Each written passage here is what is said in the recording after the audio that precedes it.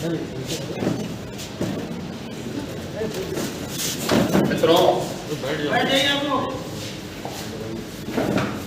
वर्तमान में प्रदेश का गंगा के तटवर्ती क्षेत्र बाढ़ से प्रभावित हैं। पूरे प्रदेश के अंदर लगभग 24 जनपदों के 600 से अधिक गांव, आबादी के गांव बाढ़ की चपेट में होने के कारण राज्य सरकार के स्तर पर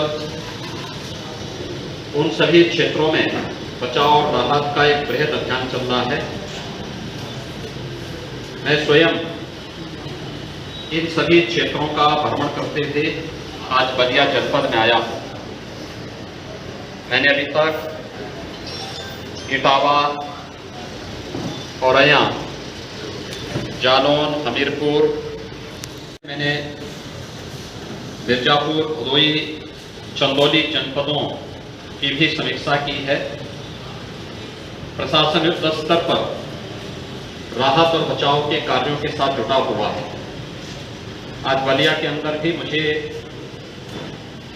पूरे जनपद के अंदर गंगा नदी के कारण, टॉन्स के कारण और सरयू नदी के कारण बाढ़ या जल प्लावन की जो स्थिति पैदा हुई है उसका निरीक्षण करने का अवसर प्राप्त हुआ है। और मैंने इस चीज को वहां पर बहुत नजदीक से देखा है कि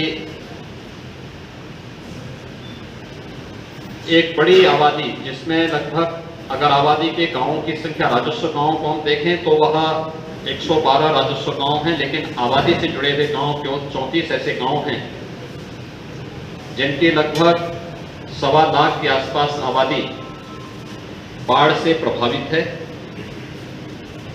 वहां पर बचाव और राहत के कार्य चल रहे हैं।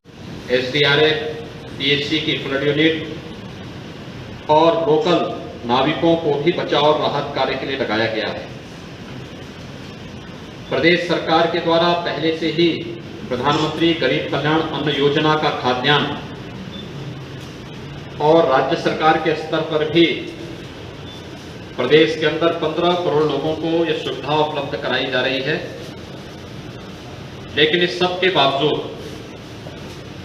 पीड़ित परिवारों के लिए पर्याप्त मात्रा में खाद्यान्न जनप्रतिनिधियों के मार्गदर्शन में हर एक जनपद में पर्याप्त मात्रा में उपलब्ध कराया गया है।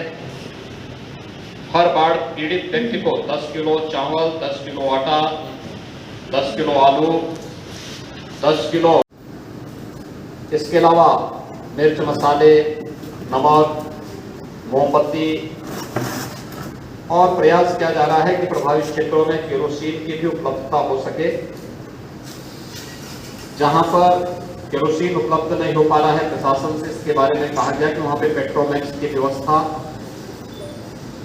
या फिर जनरेटर की व्यवस्था विद्युत आपूर्ति के हिस्से और सुरक्षा के हिस्से ही करें। राहत शिविरों में जहां पर पानी घुस चुका है, वहां पर जो लोग सड़कों के किनारे जहां तहां रह रहे हैं, उन्हें सुरक्षित राहत शिविरों तक पहुंचाने, कम्युनिटी किचन के माध्यम से उन्हें फूड पैकेट या अच्छा भोजन, ताजा भोजन उपलब्ध करवाने की व्यवस्था सुनिश्चित करें। बाढ़ के समय और बाढ़ के बाद उन क्षेत्रों में जल जनित और विषाणु जनित बीमारियों की आशंका होगी, इनसे बचाव के लिए भी पुख्ता व्यवस्था करते हुए मेडिकल टीम निरंतर उन क्षेत्रों का भ्रमण करें। पेयजल की व्यवस्था अच्छी हो, शुद्ध हो, यह भी सुनिश्चित करने की तैयारी करें। यह भी प्रशासन को निर्देश दिए जा रहे हैं कि छोटी और मझोली नाव नदी के करंट के उसमें न आने पाए, नदी की धारा में ये न चले। एनडीआरएफ, एसडीआरएफ या पीएचसी की स्टीमर या बड़ी नौकाओं के माध्यम से ही सवारियां जाएं। क्षमता से अधिक सवारी कोई भी नाव लेकर के न जाएं। सुरक्षा की पुख्ता व्यवस्था करें, खासतौर पर राहत शिविरों में जहां पर महिलाएं और बालिकाएं रह रही हैं, उन्हें वहां पर एक सुरक्षित माहौल देने के लिए महिला आरक्षियों की व्यवस्था सुनिश्चित करने के लिए भी स्पष्ट निर्देश दिए गए हैं। पशुपालन विभाग को पशुओं के लिए चारे की व्यवस्था, टीकाकरण की व्यवस्था और अन्य कार्यों के लिए भी हिदायत दी गई है और सिंचाई विभाग को भी स्पष्ट हिदायत दी गई है कि वह सुनिश्चित करें कि जो नदी के करंट से कटान की संभावना दिख रही है वहां पर कटान अवरोधक कार्य अविलंब वे लोग प्रारंभ कर सकें। हर हाल में जनधन की हानि को रोकना है और लोगों को अधिक से अधिक राहत प्रदान करना है। जनप्रतिनिधियों के मार्गदर्शन और उनके सहयोग से जनपद में राहत के कार्य और बचाव के कार्य युद्ध स्तर पर चल रहे हैं। बेहतर तरीके से इसे आगे बढ़ाने का कार्य किया जा रहा है। अभी आशंका बनी रहेगी तो सभी आशंकाओं को आगे बढ़ाने के लिए भी आगे उन सभी को निर्मूल साबित करने के लिए प्रशासन को सचेत रह करके, सक्रिय रह करके बचाव और राहत कार्यों को निरंतर आगे बढ़ाने के लिए हर बाढ़ प्रभावित गांव में नोडल अधिकारी की तैनाती, निगरानी समितियों से उनका बेहतर समन्वय, हर जिले में कंट्रोल रूम के माध्यम से निरंतर इनके साथ संवाद की बेहतर कार्रवाई को आगे बढ़ाने के लिए निर्देश दिए गए हैं। जनपद बलिया ने कोरोना महामारी पर बेहतर तरीके से नियंत्रण प्राप्त किया।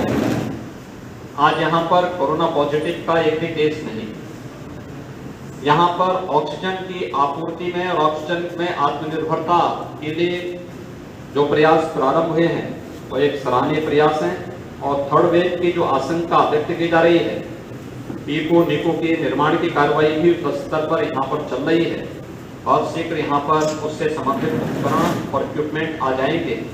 तो स्वाभाविक रूप से वैक्सीनेशन के कार्यक्रम को तेजी के साथ आगे बढ़ाना और सभी संबंधित को इसके साथ जोड़ने की कार्रवाई युद्ध स्तर पर चल रही है।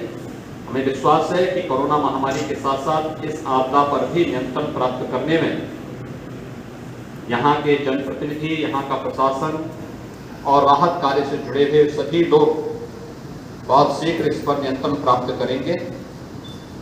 यहाँ पर बचाव और राहत कार्य युद्ध स्तर पर चल रहा है और मैं विश्वास के साथ कह सकता हूँ कि इसके बेहतर परिणाम और जनता को अधिक से अधिक राहत देने में लोग सफल होंगे, शीघ्र सफल होंगे।